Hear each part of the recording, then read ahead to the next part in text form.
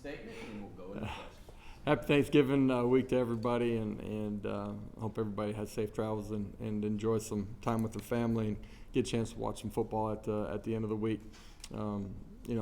Just looking backwards, obviously disappointed with the outcome. Everybody inside of our program was. You can still feel it a little bit from the guys today as we started, as they came into the building. Got a chance to watch the tape with them, opportunity to learn and grow, and told the guys that we got to cut that one off and move forward as soon as we got out of the team meeting, and got an opportunity to get on the grass with them a little bit, move around, and we'll see them later today. Looking forward to competing. This is a big game. One of the games that's circled by a big portion of our fan base, obviously in-state game, and important that we go finish this off the right way, and still have a lot of things that we're playing for. First and foremost, this is just our next opportunity to go play together. So looking forward to that opportunity. I'll open it up. Adam, and then Rob. There's a lot of speculation about Jeremy Banks. I'm hoping you can just add some clarity to this. Did he get in an altercation with a teammate? Was he suspended for the South Carolina game? Is he available for Vandy? We anticipate Jeremy being with us here this week, and as far as what transpired and those types of things, at the end of the day, he wasn't available this Saturday. Coach, when you went back and looked at the tape, just defensively, was there a common denominator that they took advantage of all night long? Yeah, disappointed. The players are too, and it's a prideful group that's played well at times. Obviously, this was not a good performance. More missed assignments. We didn't tackle well. Some things that we control, and obviously they played well too. Disappointed in those things. We didn't, defeat blocks. That's up front. That's out on the perimeter. We didn't make plays in space, and those are things that at the end of the day that you have to do. We got to learn from it, grow from it, and be better. Vince. Coach, you guys announced that Hendon Hooker had torn ACL. What can you say about him and his career? Yeah, hate it for him. Just how much he's poured into it, and the competitor that he is, and how much he's grown, and the opportunity here still on the back end of the season for him. He represents everything good in college football, and a young man that's learned how to become a grown man, that does it the right way, that cares about his teammates, that's grown outside of the game, that's grown inside of the game, that's put himself in a position to have a great future in the game too, and hate that we don't get a chance to go compete with him again, and that he doesn't have that opportunity. For him, his future, he'll make some decisions here during the course of this week, and start moving on as far as getting healthy, and we're going to do everything that we can to help him in that process. Austin. You're one of the few teams in college football that has an experienced backup that's played a decent amount. Yep. How much have you seen Joe grow? And because Taven's collarbone and Hendon's ACL, do you have to kind of watch how you game plan with Joe just because there's no depth there, or do you just let it all hang out? Yeah, I mean, Gaston and Navy are two guys that have been in our system for a while, Gaston in particular. With Joe, we got to go play. We got to find a way to win this game. So we'll use them as needed in the run game too. And Joe has grown a bunch. You guys have seen the way that he's played when he's been given the opportunity. He's got really good command of what we're doing. We don't change what we do, and he'll be ready to go in this one. How different is he in the run game versus last year at this time? Seems different. Yeah, well, I think he's a lot more comfortable in what we're doing, and so in the run game and in just his decision-making process, eyes, all of it, he's a lot further ahead than where we saw him at the beginning of last season. And the guys around him have changed too, and I anticipate him playing at a really high level. Eric. What have you seen from Vanderbilt as a team? Obviously, 2 straight wins over Kentucky and Florida. What do they do as well here lately? Yeah, playing as a team. They've created turnovers, created plays on special teams defensively. Done a nice job here the last couple of weeks, making you earn it. They play hard. They're physical.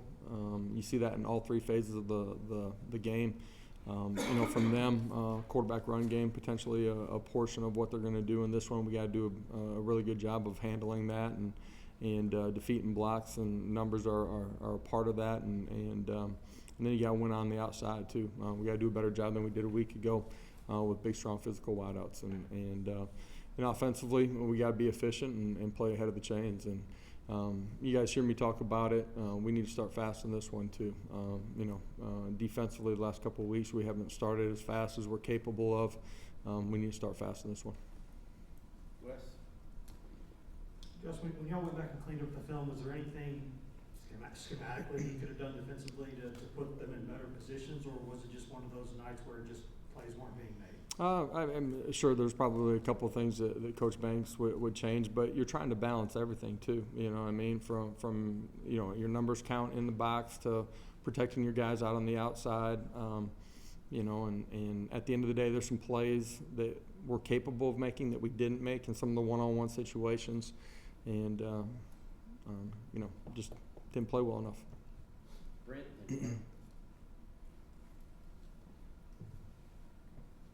You've spoken this year about this team's ability to not flinch, and part of that is Hendon's leadership.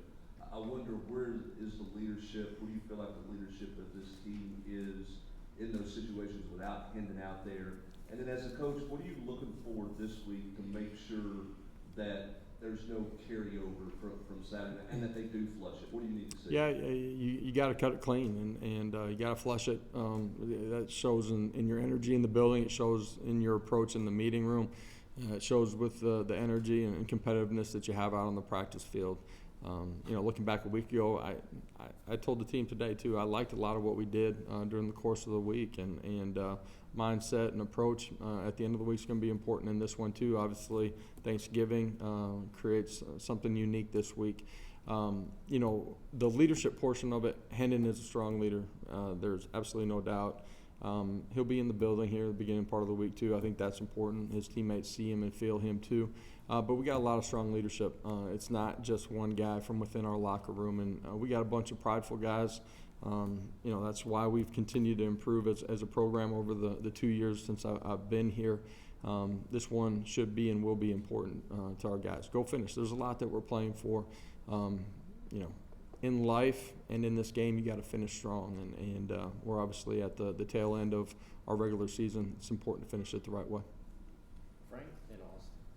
Coach, you saw when you made the announcement on Sunday that kind of social media was flooded with support for Hendon. What has it been like from your perspective to watch the way he's become almost larger than life fan base? Yeah, it's been a great journey with him, watching him through the journey, what he means to this program currently, but long term too. He's got an unbelievable legacy that he's built here, and he's built it along with his teammates. And I got a question a minute ago just about being able to finish. Man, this team's playing for a legacy too, and how you finish things. And Hendon, playing at as high a level as anybody in college football, anybody I've ever been around, and just the competitor that he is. Everybody can see that, and he's been a huge part of setting some really solid cornerstone pieces to what this program is and is going to be in the future. Obviously not going to play this week, but how much would you like to see him get that recognition for what you're talking about with the trip to New York as a finalist coming up here, and then any update on Brandon Turnage? Don't have an update on Brandon. We'll see here later this week. For Hendon, he's not going to have an opportunity to play the last regular season game, but the rest of the season, there's nobody playing at a higher level than he has, and you can see that in the way that we've played. The numbers that he's put up, he absolutely deserves the opportunity to be there. In some of the quarterback awards, anticipate him having an opportunity to win those. Patrick. Coach, with Joe, have you seen anything in him since Saturday night, knowing that he's going to sort of take over this last game? Any change in him, and what does it say about him that he's kind of stuck it out through everything he went through and now he's getting this opportunity? Yeah, you continue to invest. The guys that put the most into it inevitably get it rewarded back to them. You don't know when, you don't know how, but he'll be prepared in a great way for this one. Been really consistent in his preparation as the backup all season long. yesterday.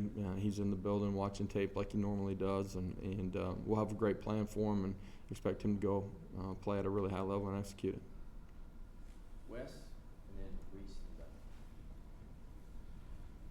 Josh, how, these days with the portal, how difficult is it to get, or to keep a backup quarterback who's really got some combination of experience and a lot of ability? It just seems like there's not many of those guys out there right now. Yeah, the combination of that, we talked about it during the off season when he chose to stay, and you guys were asking those same questions. It's hard, it's rare. I think it speaks to the culture in the building, the culture inside of the quarterback room, his understanding of how he can grow as a player, and at the end of the day, you know, the biggest competition you have is with yourself to continue to develop and become the player that you're capable of, and he's approached it the right way. But I think it's a great lesson for a lot of guys throughout college football. Coach, after Hooker found out about the news, what were your conversations like with him? What was your message to him?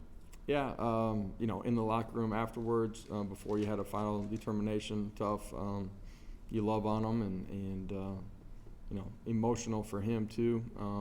More realization yesterday after he gets, you know, results from everything medically, and you know, he comes back this morning, and he's got great energy, got a huge smile on his face. Like, you can see how he's gone through his journey and why he's been able to have success through all the ups and downs. Man, he's so consistent and very positive, and is able to flip forward, and there's no doubt he'll be successful on the back end of this too.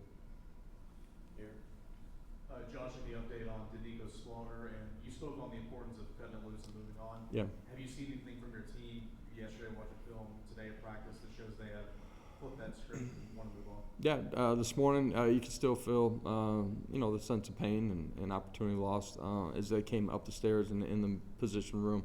I thought, you know, as they exited the team room and really when we got on the field, there was good energy in what we were doing today. We'll see them again later today, but anticipate our guys having a great week of preparation and practice, man, and really do. Danico, don't know anything at this point. We'll know more here on the back end of the week.